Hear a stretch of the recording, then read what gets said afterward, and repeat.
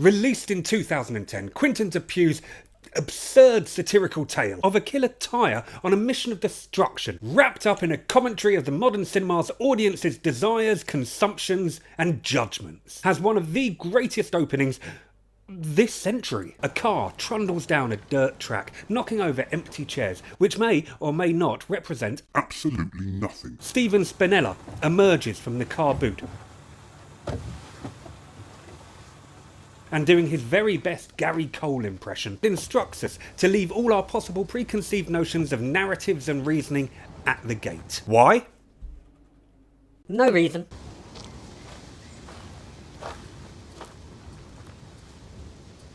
In the Steven Spielberg movie E.T., why is the alien brown? No reason. In Love Story, why did the two characters fall madly in love with each other? No reason. This monologue is just incredible, and you could do a lot worse than learning this for any sort of audition for drama or film school. And if you don't agree with me, well, you're just thinking too hard. And that's the thing with this movie. If you start trying to explain it, if you start trying to dissect it, if you find any fault in it whatsoever, you have fallen foul of its entire non-purpose. The movie can't be critiqued, and it's already explained to you why. The second you say, hang on, you've lost. The film has won. And if you allow it to simply be, well, then you're as bad as the audience within the film. Have I lost you? Look, it really is entirely paradoxical, and quite frankly, excellent for it. I have heard people saying it's not as clever as it thinks it is, but really, it doesn't think it is. It's just tricked you into believing that it thinks it is. Much like the tyre, the film's protagonist, it doesn't think. And if you think you don't like this film, really, this film has won that opinion off you, and this only enhances the futility of the battle against it. Of course you shouldn't like a movie with no reason, with no purpose. That's a sensible reaction to have. Well done.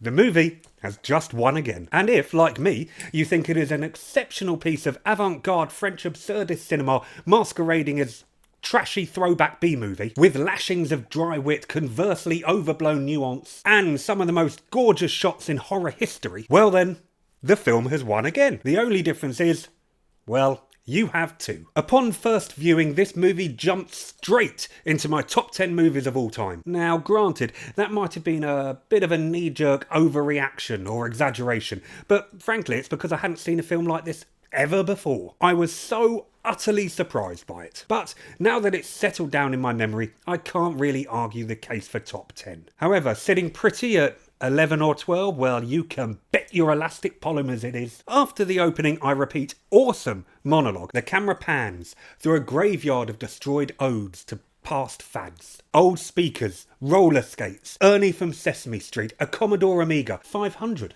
I think you'll find, before it rests its gaze upon our synthetic protagonist for the first time. Half submerged in dirt, it wriggles free and climbs to its tread and begins to roll, unstably and cautiously, like a child learning to walk or a drunk awakening from a stupor. Now, whether these tributes to days gone past are there to serve as a metaphor for the lasting damage of man-made plastics, or the continued infatuation with advancing technology, or our fleeting addictions to fashion, I really couldn't tell you.